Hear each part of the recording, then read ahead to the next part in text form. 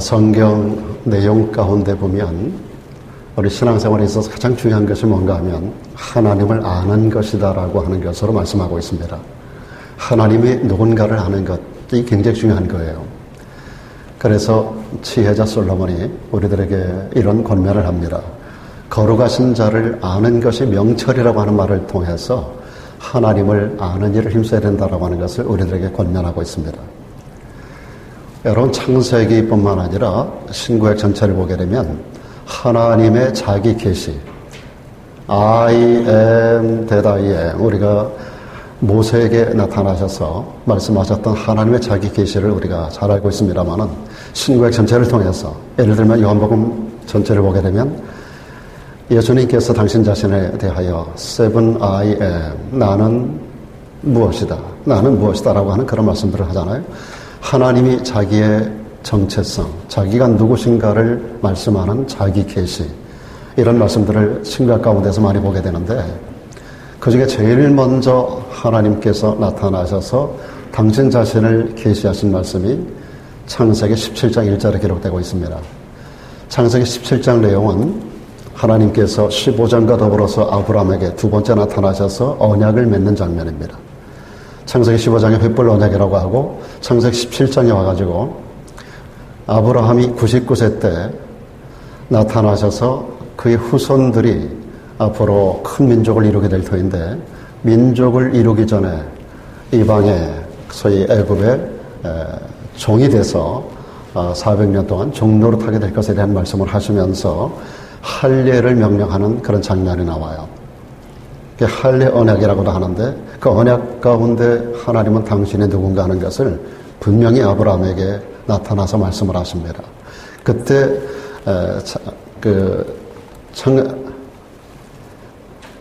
창세기 17장 1절에 보면 아브라함이 99세 때 여호와께서 아브라함에게 나타나서 그에게 이르시되 나는 전능한 하나님이라 라고 하는 그런 말씀을 주고 계시거든요.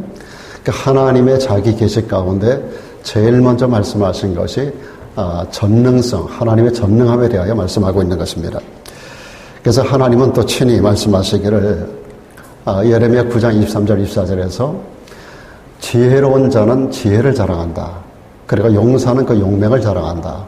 부자는 그 부함을 자랑한다. 근데 여러분, 세상에서 말하는 지혜, 세상에서 말하는 용맹, 세상에서 말하는 물질이라고 하는 것은 실제로 우리가 자랑할 것이 못 된다라고 하는 것을 하나님 말씀하셔요. 그러면서 우리 하나님께서 자랑하는 자는 이것으로 자랑해야 된다라고 하는 말씀과 더불어 제일 먼저 주신 말씀이 뭐냐면 나를 아는 것을 자랑해야 된다라고 하는 그런 말씀을 하고 있습니다. 오늘 저도 여러분도 하나님을 아는 일에 힘쓸 수 있기를 바랍니다. 그래서 호세아 선지자가 이렇게 말합니다. 우리가 여호와를 알자. 힘써 여호와를 알자.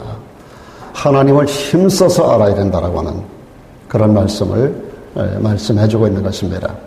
그래서 오늘 우리가 하나님을 어떻게 알 수 있는가를 이야기할 때 하나님은 당신 자신을 계시하셨는데 당신을 제일 먼저 말씀하실 때 그 성경을 통해서 오늘 우리는 하나님을 알아갈 수 있잖아요. 그러니까 특별히 창세기 가운데서 하나님은 당신 자신을 여러 모양으로 나타내 보여주고 계십니다. 그리고 또한 이 시대 가운데 성령이 이 땅에 오셨잖아요. 성령이 오셔서 하시는 많은 사역 가운데서 빛을 비추는 사역을 하신단 말이죠. 우리가 하나님을 알 것 같아도 성경을 읽어나가도 성경 가운데 계시던 하나님을 잘 알기가 어렵습니다. 우리가 설교를 들어도 또 성경을 많이 읽어도 공부를 많이 해도 성경을 많이 알고 있는데 그것이 무엇을 의미하는 것인지 이거 우리가 잘 깨닫기가 참 어려운데 그럴 때 성령께서 우리에게 하시는 역사가 조명하시는 그런 역사입니다. 성령의 빛을 비추는 역사 가운데서 우리가 성경 말씀을 명확하게 알게 되는 것이죠. 그래서 하나님도 마찬가지입니다. 성경은 하나님에 대한 이야기로 확 차 있는데 그 하나님이 어떤 하나님인가를 정확하게 알기 위해서 우리가 성령의 조명하심을 받는 역사가 굉장히 중요한 겁니다. 그래서 오늘 이어서 여러분들에게 두 가지를 더 말씀을 드리려고 그래요. 창세기에 나타나 있는 하나님은 어떤 모습인가. 그래서 우리가 오늘 순서상 5번째, 6번째를 여러분에게 말씀드립니다. 제일 먼저 오늘 말씀드리려고 하는 것이 하나님의 전능성입니다. 하나님은 전능하신 분으로 잘 그려져 있습니다. 잠시 전에도 제가 말씀드렸지만은 창세기 17장에 할례 언약을 말씀하시면서 하나님은 당신 자신을 그렇게 계시하셔요. 나는 어떤 하나님이라고 그랬어요? 전능한 하나님이라고. 나는 전능한 하나님이야 라고 하는 당신 자신의 정체성에 대하여 말씀하십니다. 하나님께서 인간에게 신구약 성경 가운데 많은 하나님의 자기 계시, 그 가운데서 첫 번째로 말씀하신 것이 하나님의 전능성이라고 한다면, 여러분, 많은 하나님의 당신 자신을 나는 이런 하나님이라고 말씀하실 때 그 중에 첫 번째로 말씀하신 하나님의 자기 계시, 이것은 하나님의 성품 가운데, 하나님의 본 모습 가운데, 우리를 관계하고 있는 하나님의 역사심 가운데 가장 중요한 것이라고 하는 것을 말하고 있는 것입니다. 중요한 첫 번째, 나는 전능한 하나님이야. 전능한 하나님이야. 그뿐 아니라 하나님이 당신 자신에 대하여, 당신 자신이 인간을 향하여 당신을 전능한 하나님이라고 말할 때 그 말씀을 받는 인간은 상대성을 가지고 있는 존재라는 겁니다. 우리는 전능하지 못하다는 겁니다. 저는 분명히 고백합니다. 저는 전능하지 않습니다. 저는 얼마나 무능한지 몰라요. 모든 사람들에게 우리 하나님 말씀하시는 내용이 뭐냐면, 내가 전능하다라고 하는 것은 너는 전능하지 않다는 것을 말하고 있는 겁니다. 그 말은 무슨 말입니까? 전능한 하나님을 의뢰하여 살아가야 할 존재라고 하는 것을 말하고 있는 것입니다. 오늘 저도 여러분도 전능하지 않음을 고백합시다. 아멘. 이 아멘 고백 속에서 우리는 무엇을 하나님 앞에 고백해야 하는가? 나는 전능하신 하나님을 붙들고 살아야 한다. 전능하신 하나님의 힘을 의지하고 살아야 한다. 전능하신 하나님을 붙들지 않으면 나는 아무런 쓸모없는 존재가 된다라고 하는 것을 내포하는 겁니다. 이 말씀은.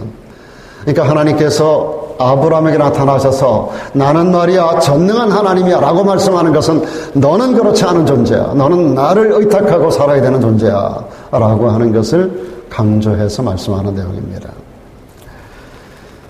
그렇게 할 때 우리는 하나님의 전능성을 힘있게 되고, 그래서 인간의 유한함을 뛰어넘을 수 있게 된다라고 하는 것입니다. 우리가 하나님을 일컬어서 하나님을 사랑이라고 말합니다. 한번 따라 해볼까요? 하나님은 사랑이시라. 그렇습니다. 그런데 여러분, 하나님이 전능하시지 않고 사랑만 하신다라고 하면 우리 하나님은 우리 인간과 별로 다를 바가 없어지는 존재입니다. 하나님의 전능성이 무시되고 사랑만 한다라고 하면 우리 인간과 다를 바 없다는 거예요. 우리 인간과 하나님의 근본적인 차이는 전능함에 있습니다. 여러분, 사랑의 하나님이라고 말할 때 우리 인간도 사랑합니다. 하나님이 사랑이라고 말할 때 그의 자녀들을 향하여 말씀하는 거예요. 자녀된 백성들에게 하나님은 사랑이라는 거예요. 여러분, 하나님의 사랑을 덧입고 구원받으셨죠? 하나님의 사랑 가득에 여러분 하루하루를 존재하고 살아가시죠? 그렇게 고백하십니까? 그렇다고 한다면 우리도 우리 자녀들을 그렇게 사랑하잖아요. 인간도 자식을 사랑할 줄 압니다. 인간도 자식의 필요를 공급해 줄 줄 알아요. 인간도 자식의 안위를 염려합니다. 그리고 자기 할 수 있는 모든 것을 동원해서, 심지어는 어떤 부모는 자식을 위해서 목숨까지 내줄 수 있습니다. 그러니까 전능한 부분이 무시되고 사랑 부분만 강조한다면 하나님과 우리 인간 존재는 다를 바가 없는 존재가 되고 마는 거예요. 그런데 인간과 하나님의 근본적인 차이가 전능성에 있습니다. 하나님은 전능하시고 우리는 전능하지 않다는 거예요. 우리도 자식을 사랑하고 자식을 위해서 죽어줄 수 있지만 전능하지 않기 때문에 그걸 끝이에요. 하나님은 전능하시기 때문에 우리를 위해서 죽어주실 수도 있지만 다시 사는 역사도, 살아나는 역사도, 살리는 역사도 하나님에게는 있는 줄로 믿습니다. 우리는 죽으면 끝이지만 하나님은 죽은 자를 살려내는 전능하신 하나님이란 말이에요. 우리는 한계를 가진 존재지만 하나님은 한계를 뛰어넘는 무한하신 능력을 가지고 계신 분이라고 하는 뜻입니다. 그렇다고 한다면 하나님의 전능하심이 어디에서 우리 인간에게 가장 극적으로 나타난다고 말할 수 있습니까? 무엇을 통해서 하나님의 위대하심을 우리가 분명하게 확인할 수 있겠습니까? 여러 가지 많은 걸 말할 수 있겠지만 딱 한 가지 가장 중요한 이유가 뭐냐면, 독생자 예수 그리스도의 그 구속 사역을 통해서 나 같은 죄인을 구원해 주시고 그리고 새 사람으로 우리를 변화시켜 주셨다라고 하는 것이 하나님의 전능성의 가장 중요한 극적인 사건입니다. 여러분, 내가 내 인생의 주인인 것 같잖아요. 그래서 내 마음대로 하는 것 같잖아요. 우리가 무엇을 결단하잖아요. 그리고 그걸 잘할 수 있을 것 같잖아요. 그런데 여러분, 우리 인간은 그렇지 않습니다. 우리 인간같이 연약한 존재가 없어요. 인간같이 무능한 존재가 없어요. 우리가 아무리 많은 것을 계획하고 아무리 많은 결단을 하고 결심을 날마다 새롭게 해도 우리는 날마다 무너지는 존재입니다. 그리고 여러분, 인간이 아무리 뛰어나도 나 하나 구원할 수 없는 존재예요. 어느 목사가, 어느 교황이, 어느 대통령이 자기를 구원할 수 있습니까? 지금 미국의 바이든 대통령 왔다 갔다 정신하는 거 여러분 아시잖아요. 우리 인간은요, 권력도 물질도 중요한 게 아닙니다. 때가 되면 다 무너지게 돼 있어요. 머리도 무너지고 건강도 무너지고 모든 지력도 그리고 물력도 다 무너지는 거예요. 때가 되면 인간은 다 땅으로 들어가게 돼 있어요. 누구도 막을 수 없어요. 한 번 죽는 것은 사람에게 정한 것이고 그 죽음을 향해서 가는 인간 존재는 참으로 비참하리만큼 약해지다가 세상을 떠나가게 돼 있는 것입니다. 누구도 피할 수 없는 길입니다. 여러분, 우리가 이 땅을 살아가며 하나님의 은총을 받고 살아야 하는데 하나님의 가장 큰 은총이 뭡니까? 나 같은 죄인이 구원을 받고 새로운 사람으로 변화된 것인 줄로 믿습니다. 여러분, 이것이 하나님의 전능성이 우리들에게 허락한 가장 큰 은총이고 우리 인간 편에서는 가장 큰 기적을 경험하는 겁니다. 어떻게 나 같은 죄인이 구원을 받을 수 있어요? 여러분 자신을 여러분이 누구보다 잘 알 거예요. 아침에 일어날 때부터 저녁 때까지 여러분이 어떻게 살아가는지 여러분이 증인이에요. 여러분 생각하는 거 어떤 생각으로 가득 차 있는지 여러분 자신이 잘 알아요. 우리 같은 존재를 어떻게 우리가 구원할 수 있어요? 저는 저 자신을 전혀 구원할 수 없는 존재입니다. 여러분들 그렇게 동의하십니까? 여러분, 우리 인간은 태어날 때로부터 죽을 때까지 죄악 가운데서 죄를 먹고 마시면서 하루라도 이 죄악을 벗어날 방법이 없어요. 그런 존재가 어떻게 내가 구원할 수 있어요? 돈 많이 갖다 바치면 되나요? 안 됩니다. 세상에서 가장 악하게 살다가 사형수가 된 사람들, 그 가운데 예수 믿고 변화된 사람들에 대한 이야기를 우리는 가끔 듣습니다. 많은 사람들이 사형수가 돼서도 옥중 안에서 전도자가 됩니다. 예수 믿고. 그리고 현장에서 마지막 형틀에 목을 내어 맡기면서 마지막 할 말을 이야기하면 이 변화된 사형수가 하는 말이 오늘 내가 이렇게 된 거 외에 당신들도 사형 집행관들을 향해서 하는 말입니다. 당신들도 나와 같이 되기를 원합니다. 오늘 나와 같이 이렇게 사형수가 된 거 외에 당신들도 나와 같이 되기를 원합니다. 당신들도 예수 믿고 구원받고 천국 가는 하나님의 자녀가 되기를 원한다는 거예요. 어떻게 이렇게 담대한 말을 마지막 순간에 토해낼 수가 있을까요? 그 사람을 누가 그렇게 변화시킬 수 있습니까? 사형 집행관들이 변화시킨 겁니까? 아니면 감옥에 있는 동안에 교도관들이 그들을 교화시킨 겁니까? 아닙니다. 하나님만이 그들을 바꿀 수 있는 것이고 우리 인간 존재의 근본적인 변화는 하나님께서만이 바꿀 수 있는 줄로 믿습니다. 여러분, 우리 자신들이 변화된 것도 놀라운 기적이에요. 저는 제 자신이 예수 믿은 거, 제가 목사가 된 거, 오늘까지 살아온 거 하루하루 돌아보면 그게 다 기적이에요.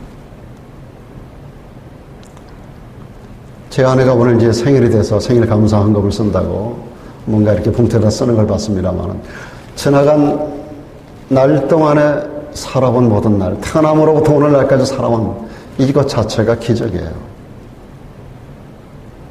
여러분, 매번 생일 때가 되면 우리가 감사 헌금을 해야 된다라고 제가 말씀드리는 게 아니에요.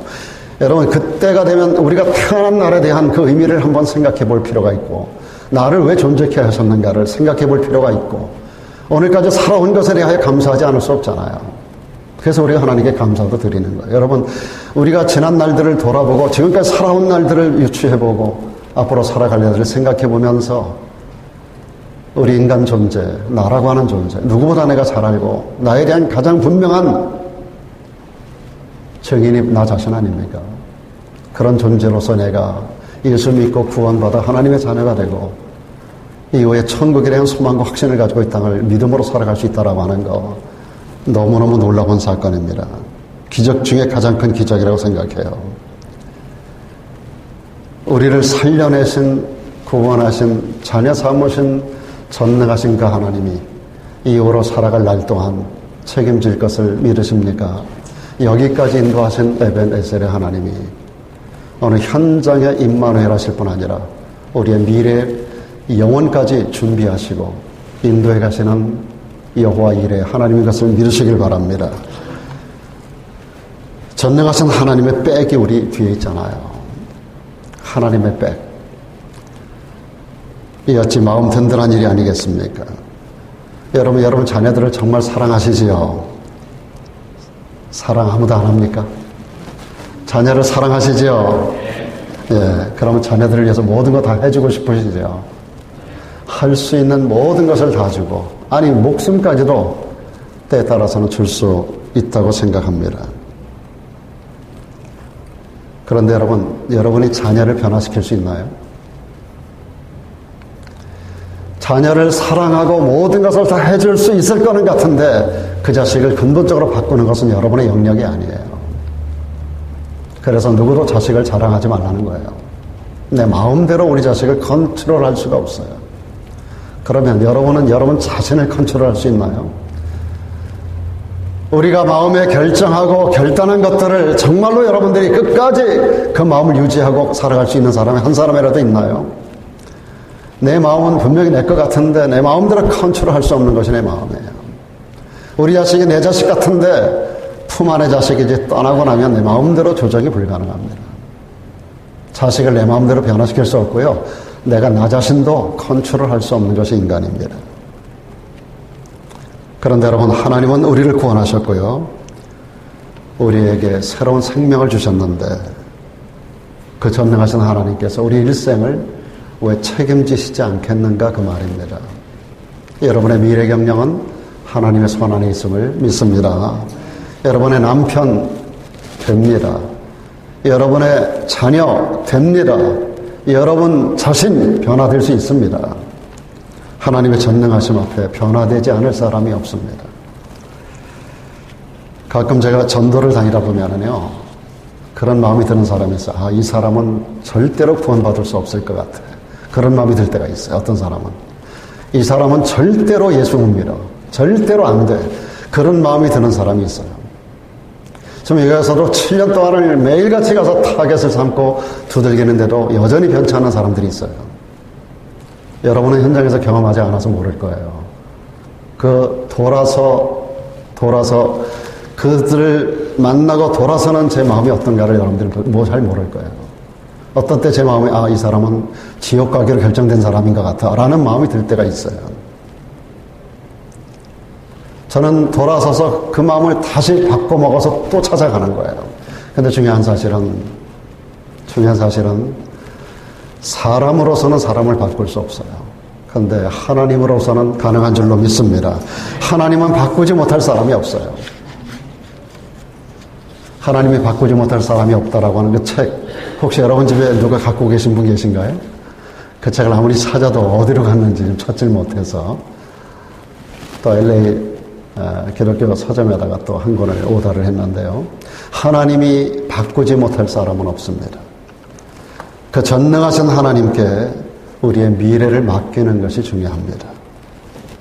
그렇게 되면 하나님은 순간순간 하나님의 전능하심을 우리 삶 속에 체험케 하실 줄로 믿습니다. 여러분, 창세기에 보면 그 전능하신 하나님이 우리와 관련을 맺을 때 그 하나님은 우리를 위해서 예비하시는 분으로 그림을 그려놓고 있습니다. 우리를 위해서 예비하시는 하나님. 오늘 본문 창세기 22장 가운데 이런 말씀이 있습니다. 아브라함이 눈을 들어 살펴본 즉 한 수양이 뒤에 있는데, 지금 현장은 아브라함이 하나님 명령을 받아서 자기 아들을 이끌고 모리아 산에 가서 아들을 결박하고 칼을 내리치면서 그를 번제 제물로 드리는 현장입니다. 그 현장 가운데서 하나님의 제지를 받아요. 아브라함아, 아브라함아, 멈추라는 겁니다. 이제 네가 네의 독자 이삭보다 나를 더 사랑하는 줄을 알았노라 라고 하면서 아브라함의 손을 멈춰 세우고, 아브라함이 하나님의 말씀을 듣고 뒤를 돌아보는 순간 눈을 들어 살펴보니 한 수양이 뒤에 매여 있는 겁니다. 묶여 있는 겁니다. 이 머리 뿔이 걸려 있는 겁니다. 아브라함이 가서 그 수양을 가져다가 아들을 대신하여 번제를 드립니다. 그리고 아브라함이 하는 말입니다. 여호와 이레, 여호와 이레. 오늘까지 사람들이 이르기를 여호와의 산에서 준비되리라. 여호와 이레, 이레라는 말이 준비한다는 거예요. 여호와가 준비하신다는 겁니다. 하나님은 아브라함을 위해서 그 독자 이삭 대신에 한 수양을 준비해 주셨습니다. 여러분, 아무리 형편이 어려운 가정이라 하더라도 아이가 태어날 때가 되면 배냇저고리라든지 기저귀라든지 이불이라든지 뭐 이런 것들을 요 같은 거 뭐 전부 다 아무리 어려운 가정이라도 자식이 태어날 때가 되면 그런 거 다 준비해 둡니다. 그리고 이 아이가 장성해서 결혼을 할 때가 되면 혼수감을 준비해 줍니다. 모든 세상 부모가 다 합니다. 자기 할 수 있는 최선을 다해서 가지고 있는 것 가운데서 많은 부분을 헌신해서 자식이 태어날 때는 태어날 것을 위해서 미리 준비해두고, 결혼할 때가 되면 결혼을 위해서 혼수감도 여러 가지로 다 준비를 합니다. 집도 때로는 준비해주고 많은 것들을 할 수 있는 능력 안에서 최선을 다해 준비해주는 거, 이게 부모의 심정이에요. 인간도 이렇게 자식을 위해서 준비해두는데 전능하신 하나님이 당신의 독생자 예수 그리스도를 우리를 위하여 내어주셔서 우리를 구원하시고 자녀 삼아주신 그 하나님, 그분이 우리 아버지가 되셔서 자녀된 그 백성들의 미래를 준비하지 않겠습니까? 여러분, 이 믿음을 가지고 계시기 바랍니다. 이 사실을 사도 바울은 이렇게 말합니다. 자기 아들을 아끼지 아니하시고 우리 모든 사람을 위하여 내어주신 이가 어찌 그 아들과 함께 아들을 주셨다면, 그것도 독생자를 내어주셨다면 뭐가 아낄 게 있겠느냐 그 말이에요. 그 아들과 함께 모든 것을 우리에게 다 은사로, 은사는 기프트입니다. 선물로 주시지 않겠느냐 그 말입니다. 하나님은 나를 나보다 더 잘 아시는 하나님이에요. 하나님 우리의 니드를, 우리의 필요를 너무나 잘 아시는 하나님이에요. 여러분은 여러분의 필요를 알 것 같은데 어떤 분은 잘 몰라요. 뭐가 필요한지도 잘 모르고 살 때가 많아요. 무조건 그냥 돈 버는 일만 열심을 다하시고 사시는 경우가 많은데, 하나님이 여러분에게 필요한 걸 너무나 잘 아세요. 우리 인간은 불필요한 것에 대한 욕구를 가지고 있지만 하나님 여러분이 근본적으로 필요한 걸 다 알고 계세요.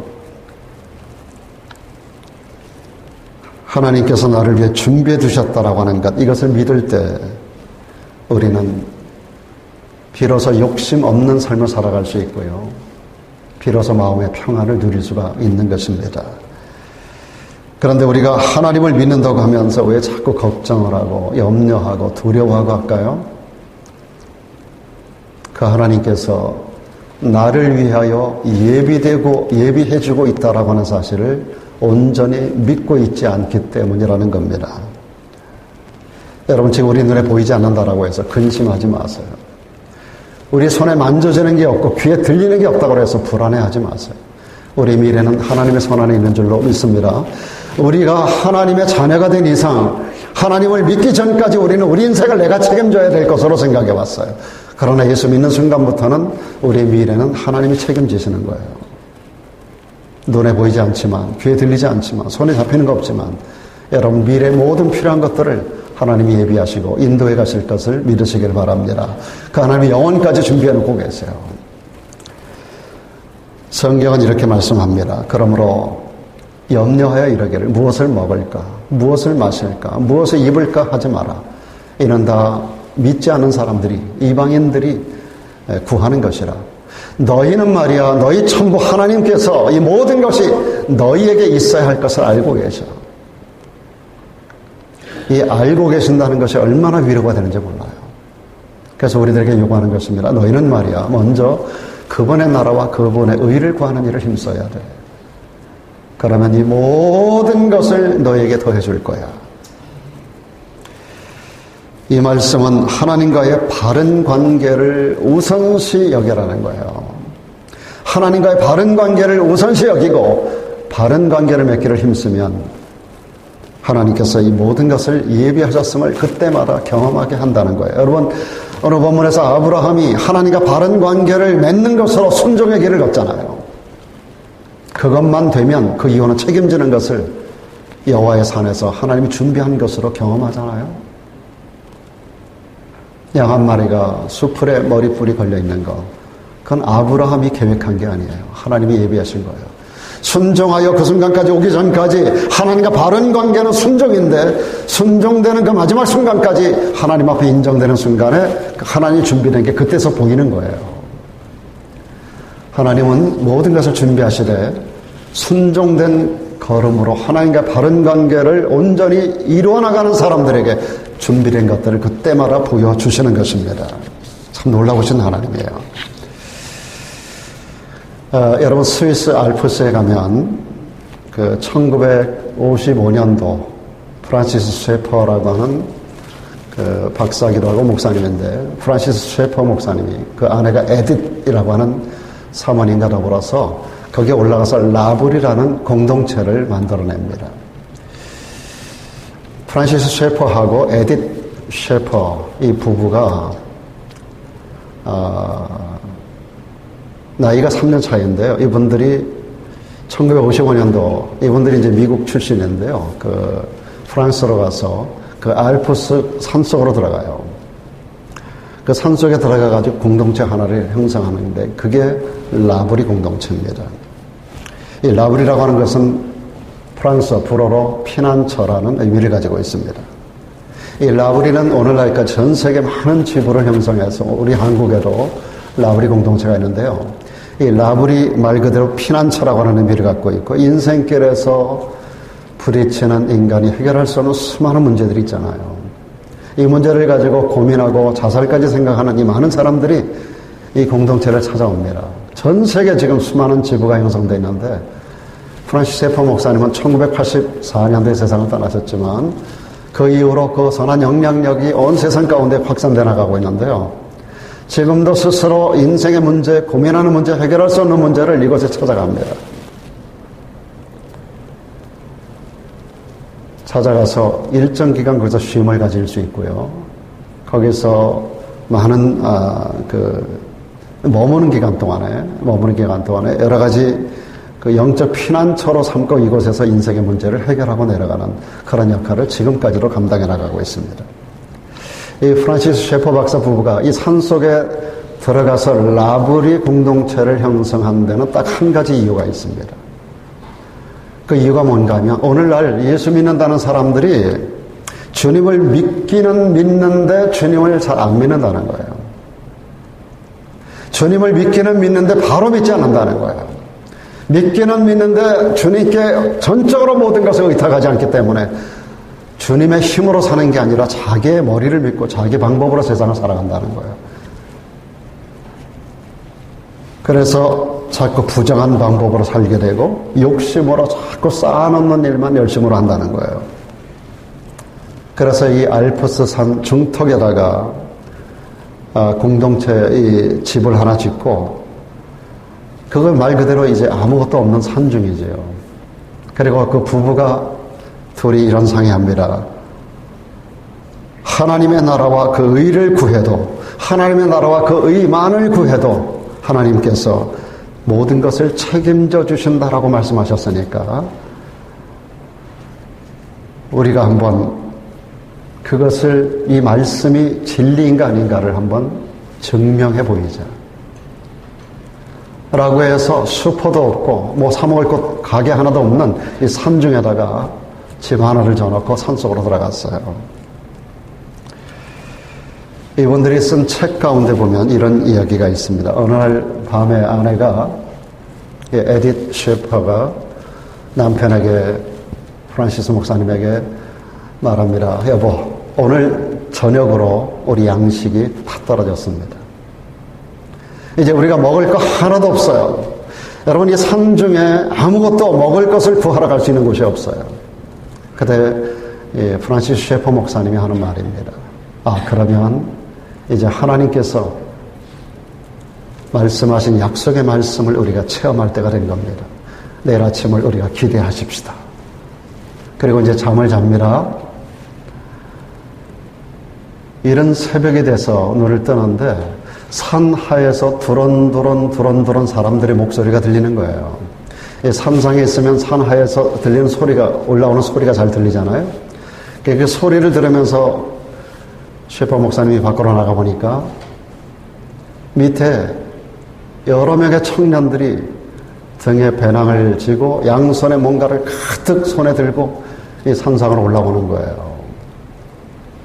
올라와가지고 다 짐을 내려놓더니 거기서 주방에 들어가가지고 요리를 합니다. 그 손에 들려오고 배낭에 가득 지고 온 것은 햄, 버터, 빵 이런 것들이 가득 차 있는 거예요. 그런 것들을 쫙 풀어놓고 그들이 직접 주방에 들어가가지고 그걸 가지고 요리를 해서 식탁을 딱 차리고 셰퍼 목사님 부부를 식사하자고 말씀하는데 딱 그 시간이 셰퍼 목사님 부부가 아침 식사하는 바로 그 온타임이에요. 그래서 이 목사님이 묻습니다. 청년들에게. 청년들 어디서 왔습니까? 우리는 영국에서 왔습니다.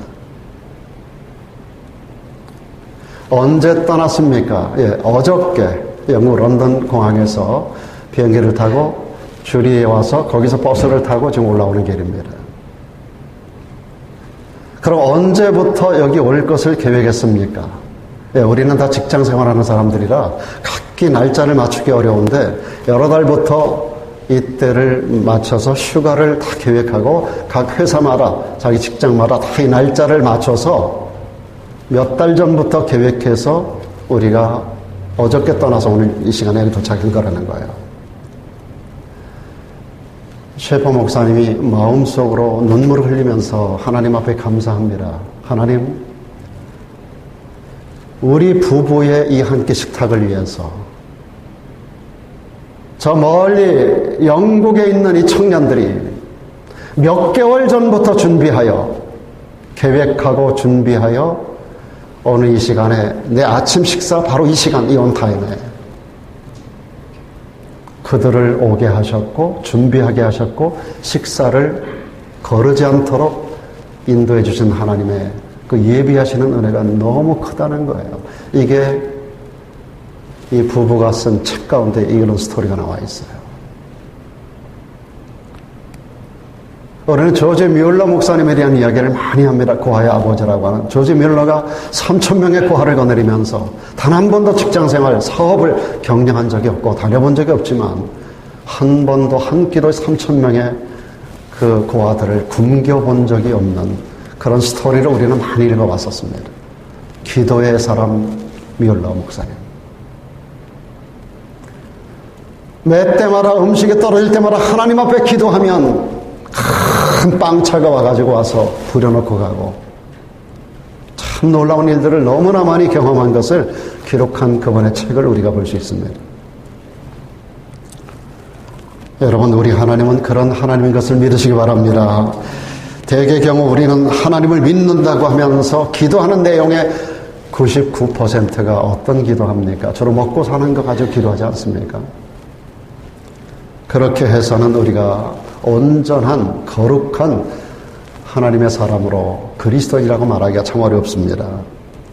우리가 천지를 창조하신 전능하신 하나님을 믿는다고 한다면 우리의 일상과 우리의 미래를 책임지시고 예비하시고 준비하시고 인도해 가시는 우리의 좋으신 아버지 되시는 하나님을 믿어야 하는 것입니다. 우리가 천지를 창조하신 하나님을 믿는다고 한다면서 먹고 사는 것만을 위해서 기도한다면 우리는 짐승과 다를 게 하나도 없습니다.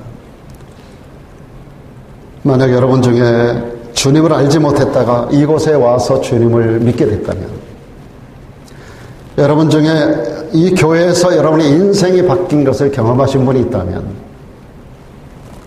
그리고 어떤 분들이 이 교회에 와서 새로운 인생을 만들어가는 사람이 있다면 바로 그분들을 위해서 이 교회가 하나님이 준비하신 교회입니다.